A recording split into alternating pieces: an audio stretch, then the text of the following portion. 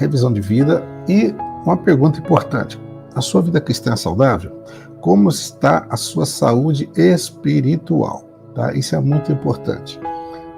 E você deve, através da palavra de Deus, fazer uma autoanálise. É interessante quando Paulo fala, 1 Coríntios 11, examine-se o homem a si mesmo. E se examinar-se é uma avaliação que você deve fazer o tempo todo. O Salmo 139, o Salmo que o salmista diz, né, termina dizendo: sonda, meu Deus, e conhece meu coração, prova os meus pensamentos, vê se há em mim algum caminho mau e guia-me pelo caminho eterno. Quer dizer, o salmista está ali dizendo: Senhor, eu já fiz uma sondagem, agora o Senhor vai mais profundo ainda. No Salmo 19 ele fala: Senhor, livra-me dos pecados que me são ocultos. Ele está dizendo assim: tem coisa que eu já não lembro mais, ou que eu pequei nem sabia, e ficaram ocultos, mas livra desses pecados também. E, então, esse autoexame é muito importante. Em outro texto, Paulo fala aos Gálatas: examinai vós mesmos se ainda estáis na fé. Será que estamos na fé mesmo? E isso, na aula anterior, né, Check-up Espiritual, parte 1, nós falamos que se você vai fazer alguns testes importantes, alguns testes diagnósticos para saber se você nasceu de Deus. Hoje, nós vamos falar se você permanece em Deus, tá? Eu nasci de Deus, agora eu permaneço em Deus. Como que está a minha vida com Deus hoje? Então é importante você fazer essa pergunta, né? Se a minha vida está saudável mesmo, eu estou bem com Deus, como que eu estou, e que fase que eu estou passando agora. E isso é importante, porque em 1 João, que nós vamos usar como base desta lição de hoje, desta aula de hoje, nós temos aqui os 5 capítulos. Eles falam sobre uma análise que o próprio João faz, vamos dizer assim, um diagnóstico da saúde espiritual daquele povo, da igreja daquela época, onde havia um gnosticismo, né, entrando na igreja. Os gnósticos tinham várias afirmações totalmente errôneas, interpretações erradas sobre Jesus Cristo, sobre a divindade de Jesus, negavam a divindade de Jesus, e então eles faziam ali uma salada teológica, e havia uma mistura de filosofia grega com cristianismo, e João então escreve essa carta exatamente para combater o gnosticismo e também para que aqueles irmãos que já tinham sido contaminados, aqueles irmãos que tinham sido, de uma certa maneira, influenciados por essa falsa doutrina, pudessem fazer um autoexame e a partir daí retornar ao evangelho puro e se arrepender caso tivesse algum desvio da sua conduta com Deus, da sua conduta diante da palavra de Deus. Então, nós vemos aqui João exortando a igreja, tá? É um diagnóstico, e você deve fazer isso o tempo todo, não é só de vez em quando. Nós lemos esse texto quase sempre no culto da ceia, que é uma vez por mês, e examine-se o homem a si mesmo, antes de beber o cálice, antes de comer o pão, e você examine-se, porque se você beber, participar do corpo de Cristo indignamente, você vai estar tomando para si mesmo condenação. Eu sei que isso é um exame muito forte que cada um faz na ceia, alguns nem vão no culto da ceia, alguns estão lá, não tomam o cálice. Então é o exame. Mas quando Paulo falou sobre isso, ele falou assim: examine-se, depois ele falou, e tome, e coma do pão e tome do cálice. Quer dizer, é para examinar, resolver o problema e participar do corpo de Cristo. Esse exame não é para você ficar longe, é para te aproximar de Deus, tá bom? Então, quando João fala sobre isso, ele começa fazendo algumas perguntas e ele mesmo responde, tá? A pergunta é: você realmente tem comunhão com Deus? Você tem realmente comunhão? Eu tenho comunhão com Deus. Como que é o nível que está esse relacionamento com Deus? Em 1 João, capítulo, já no versículo 5, ele faz uma afirmação sobre Deus, a natureza de Deus, o caráter de Deus, um dos atributos de Deus. Deus é luz, nele não há treva nenhuma. Se afirmamos que temos comunhão com Ele, mas andarmos nas trevas, mentimos e não praticamos a verdade. Então, ter comunhão com Deus significa andar na luz, quer dizer, ser transparente com Ele, confessar sempre, se abrir com Ele. Não vai se esconder de Deus. Citamos aqui o Salmo 139, que fala: sonda, meu Deus, examina meu coração. Eu comecei dizendo: Senhor, para onde fugirei da tua face? Não poderei me esconder de ti, nem no fundo do mar, nem nas alturas, nem no abismo. Não tem como se esconder de Deus. Nem as trevas, a escuridão. Para Deus é tudo luz. Mas Ele quer que você ande na luz. A gente às vezes tem fase que a gente fica escondendo, mascarando, Fica uma máscara. Isso é perigoso, tá? Até Paulo, quando fala sobre isso, ele cita Moisés, que ele desceu do monte e o rosto dele brilhava tanto que as pessoas não conseguiam olhar para ele, precisou colocar um véu para as pessoas poderem conversar com ele. porque aquele véu para poder, as pessoas não suportavam tanta luz, então o véu protegia as pessoas. É como se estivesse olhando para o sol, para uma luz muito forte, então as pessoas não conseguiam olhar para Moisés. Mas a Bíblia diz que em 2 Coríntios, quando Paulo faz comentário, capítulo 2, capítulo 3, ele fala, olha, o problema é que o Moisés, quando ele viu aquela glória, aquele brilho estava desvanecendo, que estava se apagando, ele continuou com o véu. As pessoas têm a impressão que ele tinha ainda aquele brilho, como se aquele brilho fosse lhe dar mais autoridade espiritual. Nossa autoridade estava quando você obedecer a palavra de Deus e fazer o que ele manda, não simplesmente numa unção, né, num brilho que você tem quando você é usado por Deus. Mas o próprio Moisés caiu nesse engodo, esse engano de querer achar que podia mascarar algo, né? E então o povo pensava que tinha brilho ainda, mas não tinha mais, mas ele continuava com o véu. Muitas vezes nós, às vezes, colocamos um certo véu também, depois não conseguimos tirar, até porque as pessoas podem pensar, você um dia está muito empolgado, você ora em línguas altas, você se derrama na presença de Deus e você até perde o controle emocional no culto, com as pessoas, e você faz um barulhão, as pessoas falam, olha como ele está espiritual. Outro dia você não está tão assim, com aquele fervor, para continuar pensando, você induzir as pessoas a pensarem que você continua com aquele fervor, faz aquela gritaria, aquele barulhão, mas já é vazio. Cuidado, não precisa disso, tá? No dia que você estiver muito empolgado na presença de Deus, pode pular e dançar, mas se não tiver, não tem problema. Não é isso que te faz mais santo ou menos santo, ou mais amado ou menos amado, mais importante ou menos importante. Mais importante é você ser luz, como diz o texto aqui. Deus é luz, não há nele treva alguma. Sejamos sinceros, sejamos honestos com Deus. Sejamos honestos. Aí vem outra pergunta, né? Você realmente tem comunhão com os irmãos? Quer dizer, se Deus é luz, eu tenho comunhão com Ele. Ou a minha comunhão faz de conta? Quer dizer, a gente às vezes não tem comunhão com um, com o outro, que tem mais afinidade, mas já a gente não consegue compartilhar com todos, a gente não consegue ser aberto com todos, a gente não consegue nem ficar perto de muita gente. Será que está certo isso? O que João tem a dizer aqui? Se porém andarmos na luz como Ele na luz está, temos comunhão uns com os outros, e o sangue de Jesus, seu Filho, nos purifica de todo pecado. Quer dizer, então, para você ter comunhão com os irmãos, você precisa andar na luz. Andando na luz, você não tem nada a esconder de ninguém, tá? Quando a gente está na luz, porque tudo que a gente esconde é porque foi feito em trevas, na verdade. A gente, às vezes, é obrigado a esconder algumas coisas e pode escandalizar, mas trata isso diante de Deus, e trata com as pessoas que devem tratar, para você ficar na luz.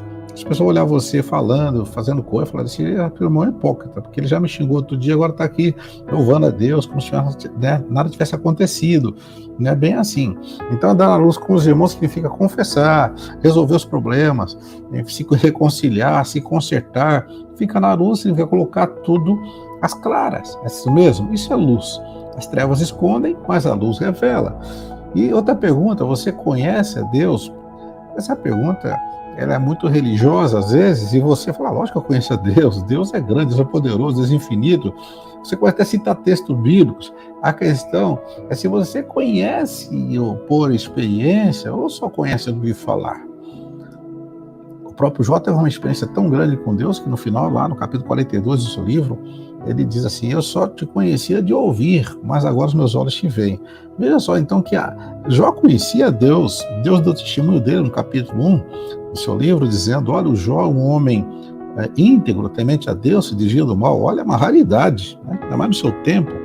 Hoje, com a Bíblia completa, com a revelação do Espírito Santo, a gente não consegue chegar nesse nível. E Jó estava lá, né? Homem íntegro, mas só conhecia Deus de ouvir pelo nível de revelação que ele tinha na primeira fase. Mas depois de toda aquela prova que ele passou, daquela situação, e assim você passa por isso também, Deus vai te moer, Deus vai te quebrar, Deus vai permitir situações como permitiu com o Jó, e fala, agora meus olhos te veem. Então veja só que mudou o nível de experiência dele. E aquele que diz assim, eu conheço a Deus, mas não obedece aos mandamentos, é mentiroso. E a verdade não está nele. Pois aquele que afirma que permanece nele deve andar como ele andou. Olha, dizer que conhece a Deus e não guardar seus mandamentos, obedecer seus mandamentos, é viver uma mentira. Na verdade, o João aqui ele é muito forte na sua expressão, chamando a gente até de mentiroso, não é verdade? Olha, você está mentindo, meu irmão, para de mentir. Então você precisa conhecer mais a Deus. Você só conhece a Deus e diz assim, você tem que fazer o que para conhecer mais a Deus? Guardar seus mandamentos. E para guardar os seus mandamentos, você tem uma relação profunda com ele, porque a sua carne não vai deixar você guardar os mandamentos de Deus, senão através do poder do Espírito Santo. Não é você fazendo um propósito, fazendo votos, prometendo que não vai mais pecar. Eu já fiz várias vezes, eu nunca mais vou fazer essa coisa errada. Depois você está fazendo outra vez. Então isso é terrível. Paulo fala sobre isso em Romanos capítulo 7, o bem que eu quero fazer não faço, o mal que eu não quero esse eu faço. Olha, mas quando você conhece a Deus, você começa a resolver essas questões, porque Ele vai te aperfeiçoando, Ele vai mudando, é Ele que faz, Ele que santifica através da sua palavra. Então conhecer a Deus, olha só, está relacionado com obediência aos seus mandamentos. Quanto mais você conhece os mandamentos, obedece os mandamentos, mais você conhece a Deus. Conhecê-lo nessa prática da palavra. Isso é muito importante, tá bom? E mais, João continua na sua carta de diagnósticas e faz um questionamento. Você está na luz ou está nas trevas? O que é estar na luz e o que é estar nas trevas aqui, quando João coloca no capítulo 2, versículos 9, 10 e 11, quem afirma estar na luz, mas odeia seu irmão, continua nas trevas. Olha, examine seu coração. Se você odeia alguém, você tem ódio de alguém, você tem bronca de alguém, você tem vingança, sentimento de vingança, enfim, ou você foi ofendido e você tem mágoa, olha, cuidado, você pode estar nas trevas. Porque diz o versículo 10, quem ama o seu irmão permanece na luz, e nele não há tropeço. Versículo 11, esse foi o 10 que eu falei, né? Agora o 11, mas quem odeia seu irmão está nas trevas, e anda nas trevas, não sabe para onde vai, porque as trevas o cegaram. Cuidado, muitas vezes nós ficamos no escuro, porque você guarda ódio, mágoa, ressentimento, que tem que ser resolvido, tá bom? Seja humilde, é difícil pedir perdão, é difícil se consertar quando te erra, mas não há outro caminho a não ser da reconciliação, da humilhação, do perdão, tá bom? A outra pergunta importante nesse diagnóstico, né? É um diagnóstico cheio de perguntas. Você vai no médico, ele faz várias perguntas, não faz? Ele pergunta como está seu sono, está seu estômago, se você caminha, se você tem dores, onde que dói. Então, o diagnóstico é com perguntas. Então, aqui o Espírito Santo faz perguntas. O amor do Pai está em você? Lógico que está. Vamos ver mesmo? Então, 1 João 2,15, não amem o mundo, nem o que nele há. Se alguém ama o mundo, o amor do Pai não está nele. Como você vai então saber se você ama a Deus mesmo? Deve ver o que você realmente ama. Colocar na balança o quanto você ama a Deus, quanto você ama o mundo. Então, aí é uma coisa inversamente proporcional.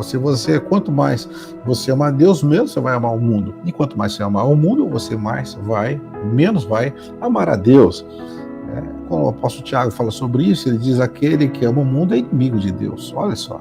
Então você vai se tornando inimigo de Deus quanto mais você ama essas coisas terrenas, essas coisas mundanas, coisas carnais. Tá, no seu coração não se apega em nada aqui, porque isso vai te afastar de Deus. E João é muito categórico: aquele que é o mundo, o amor do Pai não está nele. E ele cita aqui ainda, o que há no mundo? Ele fala: a concupiscência dos olhos, a concupiscência da carne, a soberba da vida. Essas coisas não procedem do Pai, mas são do mundo. O mundo passa as suas concupiscências, mas aquele que faz a vontade do Pai permanece para sempre. Amém? Então, 1 João é uma carta maravilhosa para você fazer um autoexame. Porque você lê aí, são só 5 capítulos. É um desafio para você. Você lê um capítulo por dia, um na segunda, outro na terça, na sexta-feira você já leu toda a carta. Mas leia analisando, leia meditando, tá bom? Tá? Agora você quer um desafio mais desafiador mesmo, tá? Você pode ler 5 capítulos todo dia, essa semana. Eu já fiz isso várias vezes. É possível, não é tão difícil, tá? Porque você vai demorar, acho que não chega a meia hora para ler todos 5 capítulos. É tranquilo, tá? Você pode desligar a televisão, desligar o celular um pouquinho e ler a palavra. Olha só, você vai ficar muito forte espiritualmente se você fizer isso, amém? Aí, João, ele continua dizendo, agora, em que nível de estatura espiritual você está? Você é menino da festa, é um bebezinho? Eu já tenho 20 anos que sou batizado, 30 anos, 40 anos. A questão não é quanto tempo você é batizado, quanto você frequenta a igreja, quanto tempo, ou o que você faz, o culto, se você canta, você prega. A questão é qual a sua estatura espiritual. Em Efésios capítulo 4, quando fala sobre os dons ministeriais, os dons de Cristo à igreja, fala que Deus concedeu uns para apóstolos, para profetas, para evangelistas, pastores e mestres. Cita as 5 categorias de ofícios ministeriais como presente ao corpo de Cristo, que chama dons. São presentes para você, para mim, para todos, querendo o aperfeiçoamento dos santos. para que possamos crescer, ele fala, crescer conforme um modelo, na estatura espiritual de Cristo, para que sejamos nós como meninos inconstantes levados por qualquer vento de doutrina, mas você tem que crescer. Ele fala da estatura de varão perfeito, a estatura da medida da fé, enfim, né, e a estatura de Cristo. Então, João está falando aqui de estatura espiritual, ok? Vamos ver se a gente consegue entender o que ele está dizendo aqui. 3 categorias básicas, e lógico, entre cada uma delas há todas as variantes, né, do crescimento espiritual. Mas ele não está falando da idade cronológica, ele chama alguns de filhinhos, são bebês, outros de jovens, porque já são mais fortes, robustos, e pais, aqueles que já têm tanta maturidade ao ponto de gerar filhos, cuidar de filhos espirituais. Qual a categoria, então, que você se encaixa? Lá. 1 João 2,12, filhinhos, eu escrevo a vocês porque os seus pecados foram perdoados graças ao nome de Jesus. O bebê espiritual, uma coisa que ele tem muita certeza, que Deus é bom e perdoa seus pecados, por isso que ele tem vida eterna. Essa é uma certeza básica. Se ele não sabe isso, nem nascido de novo ele é. Mas quem nasceu de novo, mesmo o bebezinho sabe, Deus me ama, Deus perdoa meus pecados, escreveu no livro da vida, eu estou salvo em Cristo, aleluia. Mas isso é o básico do básico. Todos têm que passar por isso mesmo. Ninguém nasce adulto. Todos passam pela fase da infância, na vida biológica e também na vida espiritual, certo? Mas você, que é filhinho, tem que crescer. Diz aqui, aquele que já é jovem, ele diz assim, a palavra de Deus está em vocês, e vocês venceram o maligno. Ele já tem um profundo conhecimento da palavra, ou pelo menos um conhecimento mais avançado da palavra do que os filhinhos, e já venceram o maligno, no sentido, ele já conhece a batalha espiritual, ele já tem uma vida espiritual mais ativa, ele pratica a palavra, e ele já venceu o diabo em muitas áreas, e sabe como vencer o maligno. O filhinho não. O diabo vem, é que não é criança. Se empurra a criança, ela cai. Ela não sabe se defender. Mas já um jovem não é tão fácil empurrar assim, né? Um jovem mais forte. Se for um jovem dentro de treinar artes marciais, você não vai. É bom não encarar, né? Então, esse jovem aqui treina as artes marciais espirituais. Ele conhece a batalha espiritual e as lutas espirituais. Ser um grande guerreiro, um grande soldado. Assim, e vocês já venceram o maligno. Olha, então você vai saber como que está a minha batalha, meu nível de vitória, né? Estou vencendo, estou apanhando, estou batendo. Então aí você vai poder fazer uma autoanálise aí, amém? Bom, mas você vai ver que há um nível muito mais elevado, que chama de pais. Olha, os pais geram filhos. Quantos filhos você gerou para Deus? Quantos filhos você cuida para Deus? Se você não tem filhos, não gerou filhos espirituais, com certeza você não é pai. Mas se perguntar alguém que você é pai, é muito fácil saber se quantos filhos ele tem. Fala, não tenho nenhum, eu sou pai. Fala, não, você não é pai. Você acha que é, pensa que é, gostaria de ser, mas não é pai. Pai é aquele que gerou o filho. E também até um ditado diz, pai é aquele que cuida, né? Só aquele que gera. Então é gerar e cuidar, né? Você tem essa capacidade. É interessante que a maior parte da igreja não tem capacidade de gerar filhos.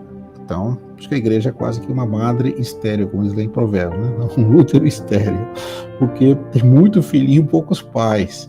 Pais geram filhos, cuidam de filhos, tá? Queremos levar a igreja a níveis de paz. Por isso você está nessa manhã com a gente, para você subir de nível, amém?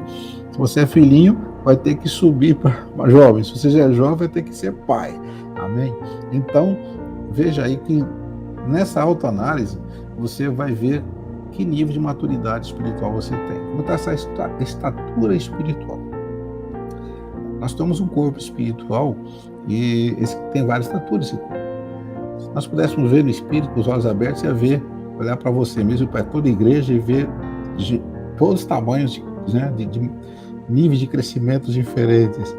Eu ficar assustado, né? Muita gente que é tão importante, às vezes mais bebezinho, você não dá muita importância, sim conhece a Deus e venceu o maligno e já gera filhos e cuida de filhos e tem uma maturidade espiritual. Então, não vamos pela aparência não, tá? Com os olhos espirituais dá para saber quem é quem aí. E o Espírito Santo realmente sabe medir sua autoridade, até o diabo também sabe como ele está lidando. Se é bebezinho é fácil dar empurrão, mas se é um jovem é mais difícil. O pai, então, muito experiente, não vai cair no laço do diabo. Nós precisamos crescer, meus irmãos, amém? Agora, um outro assunto importante que João toca aqui, porque quando ele escreveu essa carta, como eu disse lá no comecinho, ele estava combatendo o gnosticismo que tinha entrado na igreja sorrateiramente e contaminado as pessoas com as falsas doutrinas. E ele diz aqui, então, que esse espírito, né, de falsa doutrina, negando a divindade de Jesus, ele chama de anticristos, tá? Ele fala, então, o espírito do anticristo. E por que ele fala isso? Ele está falando de falsos profetas que professavam que ensinavam coisas erradas a respeito de Deus, da palavra de Deus e do caráter de Jesus, da natureza de Jesus. Então ele diz que isso era um reflexo do que ele chamou aqui de última hora. Olha, ele está no começo do século chamando de última hora. Filhinhos, esta é a última hora. Assim como vocês ouviram que o anticristo está vindo, já agora muitos anticristos têm surgido. Não confunda o anticristo lá do Apocalipse, que é uma figura específica, que vai confirmar com sinais e prodígios a figura da besta, que é aquela outra figura mundial, que vai ser um líder mundial. Ele vai ter um falso profeta, que também é chamado de anticristo, tá? Então, nós temos ali no Apocalipse, né, uma trindade satânica, né? Tem o próprio dragão, que citaram Satanás, a besta e o falso profeta. Ali, então, nós temos a figura clara do anticristo no final dos tempos, se manifestando na grande tribulação. Mas aqui ele fala, muitos anticristos têm surgido, muitas pessoas contra Cristo. Então, anticristo, anti é contra. Então, contra a palavra de Deus. Ele fala assim, mas, olha, uma característica interessante, eles saíram do nosso meio, mas na realidade não eram dos nossos. Porém, mas vocês têm uma unção que procede do Santo, e todos vocês têm conhecimento. Lógico que quando você tem o Espírito Santo, e você tem comunhão com o Espírito Santo, esse anticristo, essas doutrinas, essas falácias não vão entrar no seu coração, porque você está blindado, há uma unção que te protege. Vocês têm um conhecimento que não vem de homens, mas no seu interior você fala, isso não é de Deus. Não pode ser, não bate com a palavra de Deus, isso não testifica no meu espírito. Então você vai ouvir muita coisa por aí. Hoje nós estamos vendo que João falava de anticristos há quase 2000 anos atrás, mas hoje, né, até com o advento da internet, com essa comunicação aí muito avançada e tal, muita facilidade que esses anticristos têm de propagar suas falsas mensagens, de semear bobagens. Há muita distorção teológica. Por isso Deus disse, examinar as escrituras, porque cuidais nela ter a vida eterna. Então, olha, confere na palavra tudo que você está ouvindo. A gente percebe umas pessoas andando por aí vendo cultos que são verdadeiros shows, muitas luzes, tudo muito bonito, uma palavra atraente, mas tem que saber o conteúdo, filtrar. No meio daquelas palavras bonitas, bíblicas, né, há distorções, a malignidade, a má intenção, ou a pessoa até bem intencionada, mas falando bobagem, falando coisa errada, né? Então, eu falo, mas, pastor Misael, você então sabe tudo? Não sei, mas eu tenho que confiar na palavra. Até eu falo às pessoas, confira o que eu estou falando na palavra. Se uma coisa não bater, fala para mim que eu tenho que me consertar. Por quê? Porque eu não sou perfeito. Eu já falei muita coisa, tive que me consertar depois, até porque a gente nem sempre tem a interpretação perfeita. A questão é, se você tem o Espírito de Deus e busca a Deus, ele te dá esse conhecimento que ele chama a unção do santo.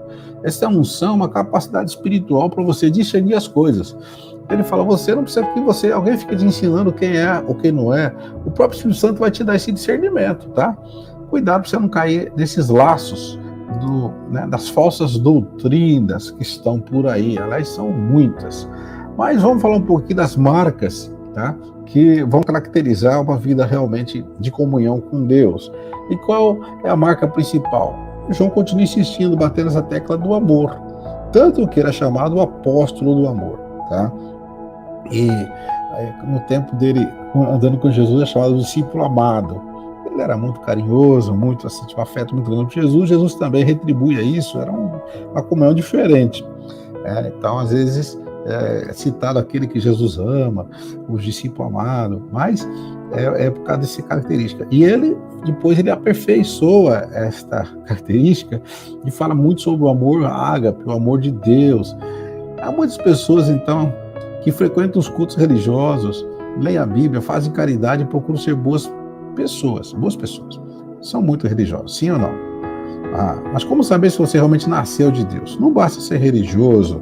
Aí João coloca aqui uma coisa importante. Amados, amemo-nos uns aos outros, pois o amor procede de Deus. Aquele que ama é nascido de Deus e conhece a Deus. Quem não ama não conhece a Deus, porque Deus é amor. Amados, visto que Deus assim nos amou, nós também devemos amar-nos uns aos outros. Esta é a marca. Jesus até disse, nisto conhecerão que vocês são meus discípulos. Olha só, nisto conhecerão, os de fora vão conhecer. Os de fora estão dizendo que não são discípulos. E nisso conhecerão que vocês são meus discípulos, se vocês amarem uns aos outros. Então, essa marca, Jesus deixou claro lá, né? Né? Está na carta de João, lá no Evangelho de João, capítulo 13, capítulo 14, ele fala sobre isso. Tem que amar uns aos outros. É necessário, porque essa é a marca. Tá? É natural você amar as pessoas quando você nasceu de Deus. Ele fala assim, aquele que ama é nascido de Deus. É lógico que você, quando aceita Jesus como Salvador, você nasceu de Deus, mas ainda você não tem a natureza de Deus completa, né? Aliás, ela não vai estar completa no sentido 100%, mas você ainda tem muito pouco da natureza de Deus e conhece muito pouco a Deus. Então, à medida que você começa a aprender a amar, a perdoar, a amar a Deus, de amar estar vinculado a guardar seus mandamentos, e amar o próximo no sentido de se dar, né? De você servir, e você então vai desenvolvendo que já agora sim você está conhecendo a Deus. Essa é a principal marca que a gente precisa, nessa autoanálise, verificar que nível de amor que nós temos, amém? E também, se você tem medo, se você teme o quê? O que você teme? João está perguntando assim, olha, você teme alguma coisa? Tem medo de quê? Nossa, você é protegido por aquele que é mais poderoso que tudo, mas você tem medo de quê? E ele fala sobre isso aqui, porque ele entra nesse assunto que é muito importante. 1 João 4,18, no amor não há medo. Pelo contrário, o perfeito amor expulsa o medo, porque o medo supõe castigo. Aquele que tem medo não está aperfeiçoado no amor. Por que o medo supõe um castigo, ou pressupõe um castigo? Porque esse medo é o medo de ser julgado, é o medo de você você estar exposto às pessoas, e principalmente exposto ao juízo de Deus. Mas quando você ama a Deus, você guarda os mandamentos. Quando você ama a Deus, quando você ama os seus irmãos, você anda na luz com eles. Então, se mais ter medo, fala assim, aquele que tem medo não está aperfeiçoado no amor. O amor, então, vai tirando o medo à medida que você ama a Deus, guardando seus mandamentos, ama o seu irmão, servindo e respeitando e honrando. Isso vai tirando todo o medo de você, porque você não tem medo de ser julgado, você ama de verdade. Você está disposto a dar a sua vida, sim ou não? Em 1 João 3,16, olha, ele fala assim, da mesma forma que Deus, né, nos amou, que Jesus nos amou e deu sua vida por nós, nós devemos dar a vida para os nossos irmãos.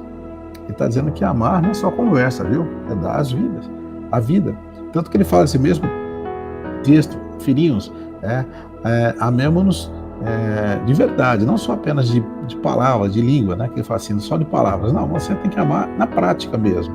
Se você vê seu irmão precisando de algo e pode fazer e não fizer nada, como permanece o amor em você? O amor verdadeiro faz algo, ele tem atitudes, é prático, amém? Esse é o amor maravilhoso de Deus, aleluia, tá?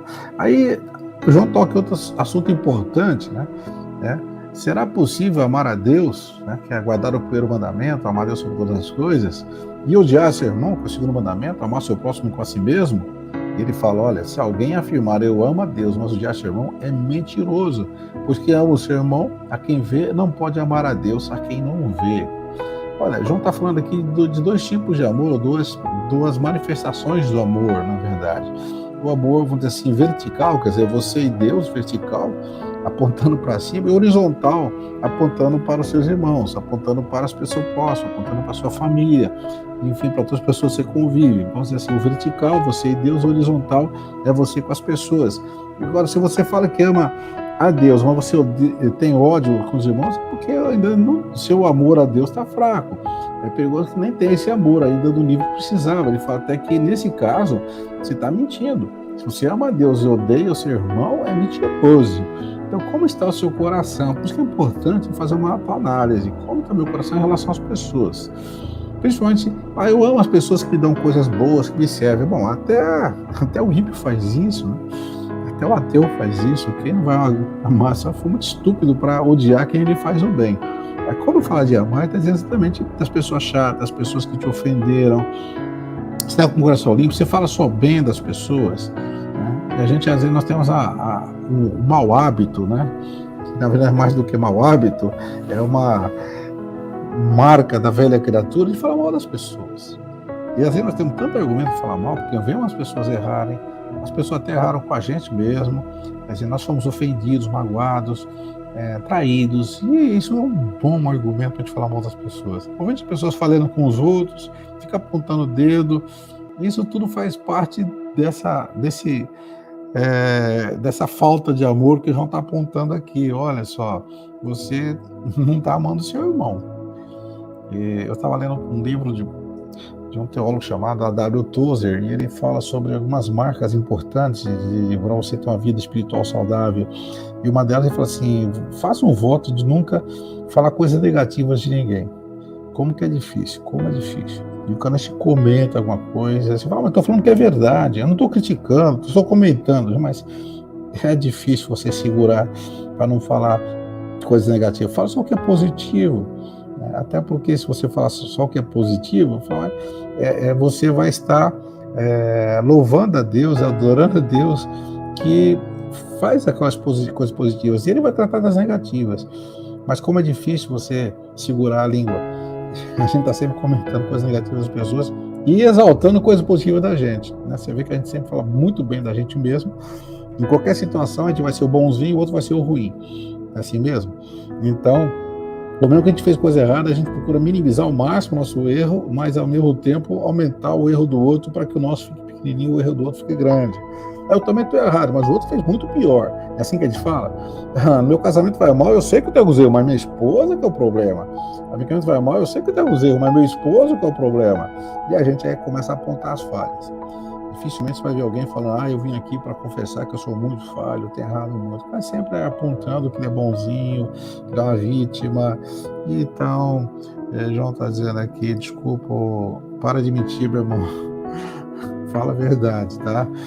Então, se você diz que ama a Deus, você vai amar as pessoas, inclusive aquelas que te ofenderam, te machucaram, aquelas que falharam. Então, isso, eu não consigo fazer isso. Eu acho que não.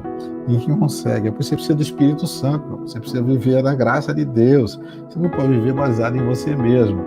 E ele fala muito claro aqui, ainda fechando com o versículo 21 do capítulo 4, ele nos deu esse mandamento. Quem ama a Deus, quem ama a Deus também ama o seu irmão. Ame o seu irmão. Ame o seu irmão. É difícil, mas se você ama a Deus, você vai conseguir praticar esse amor horizontal que eu estava falando aqui, amém? Bom, outra pergunta que João faz aqui na sua carta, já no capítulo 5, em que consiste esse amor?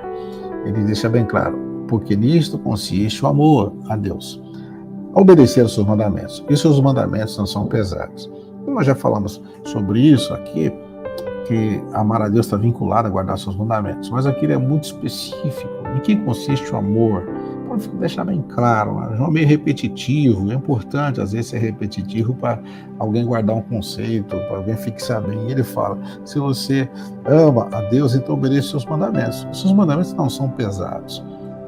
Na verdade, eles são impossíveis de ser guardados. Não são pesados no sentido que o Espírito Santo é que te capacita. Então você fala, se eu pudesse, eu guardaria os mandamentos. Você pode com a ajuda do Espírito Santo. E se ele não pode. A questão de você, se depende dele, os mandamentos já não ficam mais pesados. Pelo contrário, ele te capacita e você mesmo fala, olha, eu achei que não consegui guardar esse mandamento, mas eu guardei. Eu pensei que não obedecia a Deus, mas obedeci. E quantas vezes você fala, agora eu vou obedecer e desobedece, porque se confia em você. Se você confia no Senhor de todo o coração, como diz lá em Provérbios capítulo 3, né? É muito legal, o versículo 5 fala, confia no Senhor e não te apoie seu próprio entendimento. E quando você confia no Senhor de todo o seu coração, tá? Então, realmente as coisas começam a acontecer. Quando você confia em você, é perigoso, tá? Porque os mandamentos ficam pesados, você não consegue suportar a carga. Mas, aí, é uma pergunta, né? Pode alguém chamar Deus de mentiroso? E 1 João 5, 10, ele diz, quem crê no Filho de Deus tem em si mesmo esse testemunho. Olha, ele fala a palavra, vem a palavra testemunho, que é muito importante aqui. Quem não crê em Deus o faz mentiroso, porque não crê no testemunho que Deus dá de seu Filho. Aqui vem a palavra testemunho. Olha, se você testemunhar algo de alguém e outra pessoa falar que você não aceitar esse testemunho, está chamando você de mentiroso. Se Deus dá testemunho de seu filho, de você não querer o testemunho de Deus, está chamando de mentiroso. É isso que João está dizendo aqui, tá? É por isso que, na sequência, ele fala, qual é o testemunho de Deus? O testemunho é este. Deus nos deu a vida eterna e essa vida está em seu Filho. Quem tem o Filho tem a vida. Quem não tem o Filho de Deus não tem a vida. Esse é o testemunho de Deus. Se você aceitar esse testemunho, você ganha o quê? A vida eterna. Mas se você não aceitar esse testemunho plenamente no seu coração, está chamando Deus de mentiroso, porque Deus é que disse que a vida eterna está em Jesus Cristo, seu Filho. Você não pode duvidar disso. Você não pode ter um outro testemunho que contraria isso, porque esse é o testemunho de Deus. Amém? Então, isso também faz parte da sua autoanálise. Por isso que é importante você ter uma plena convicção em relação à salvação. Você tem certeza mesmo?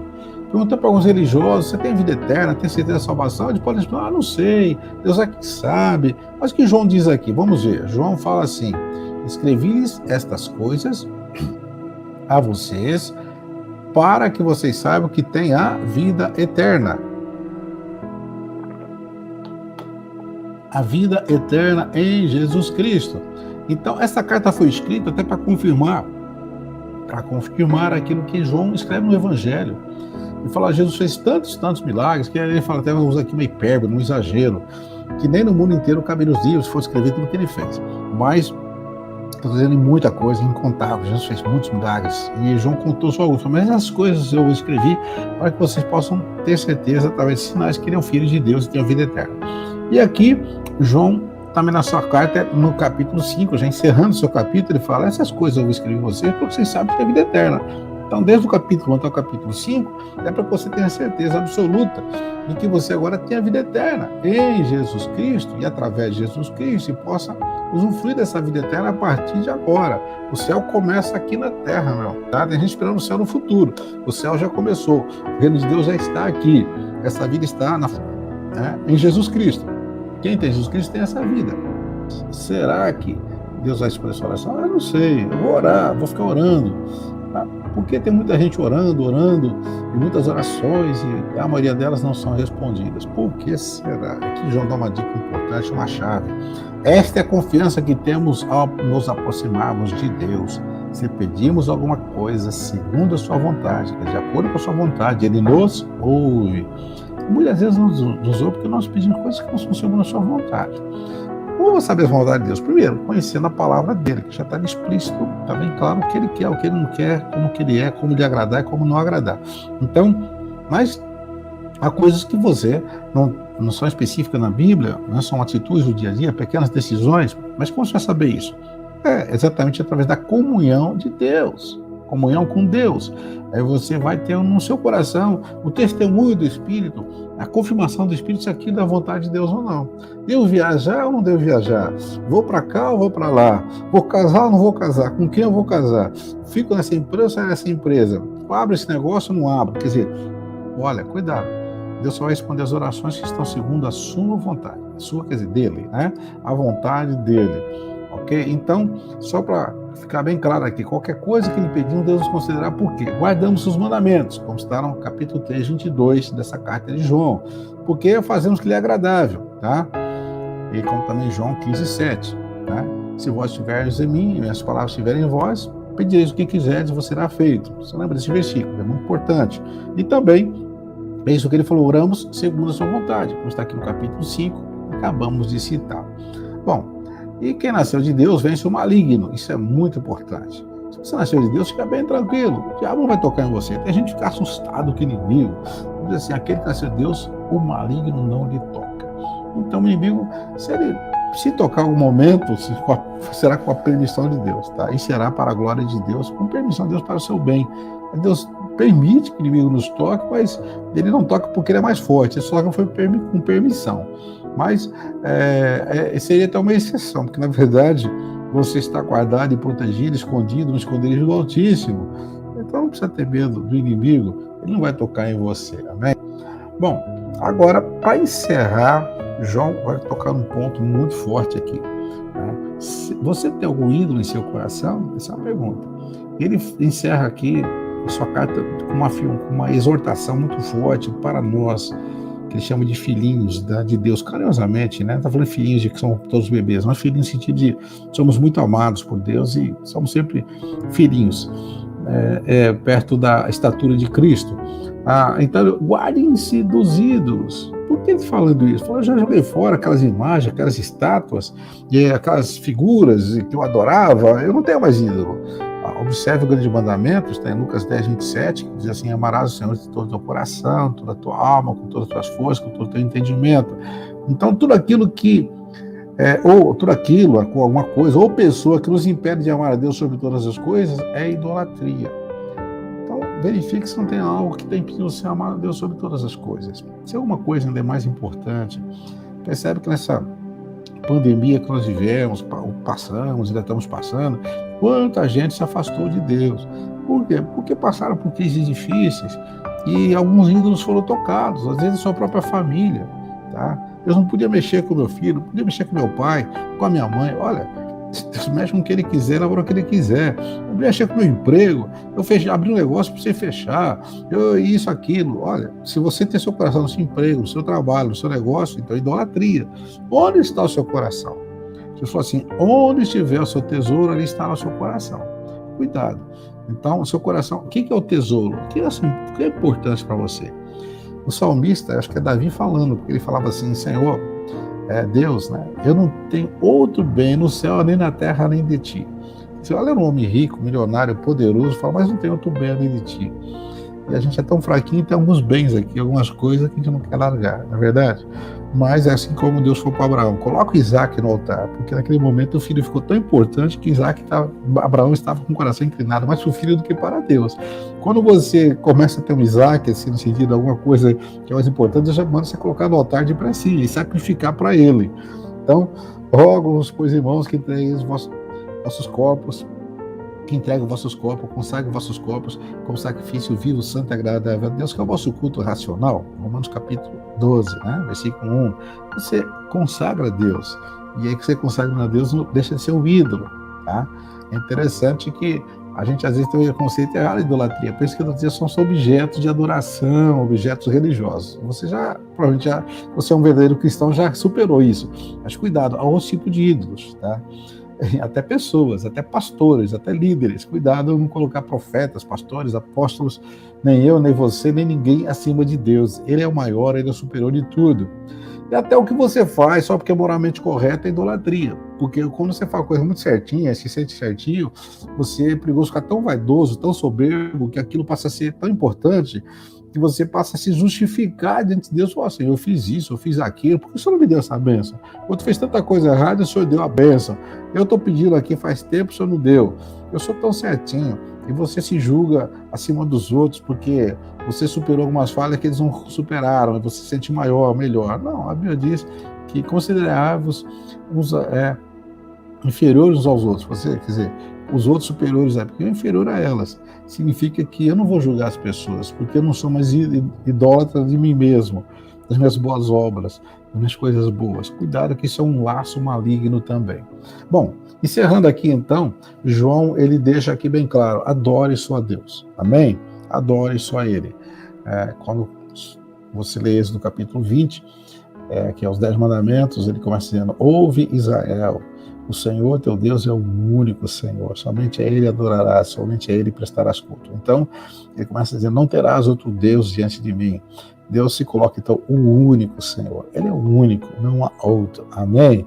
Então, não pode haver ídolos no seu coração. Faça o seu diagnóstico, faça a sua introspecção, humildemente diante de Deus. Senhor, como que está o meu amor? Como está a minha comunhão? Estou andando na luz? Sou nascido de Deus mesmo? Eu amo a Deus mesmo? Eu tenho algum ídolo no coração? Qual é a minha estatura espiritual? São umas perguntas que nessa breve lição aqui, baseada em 1 João, nós procuramos responder. Você pode rever isso, rever os textos, meditar, use esse estudo aqui para fazer uma autoanálise. Em nome de Jesus, amém.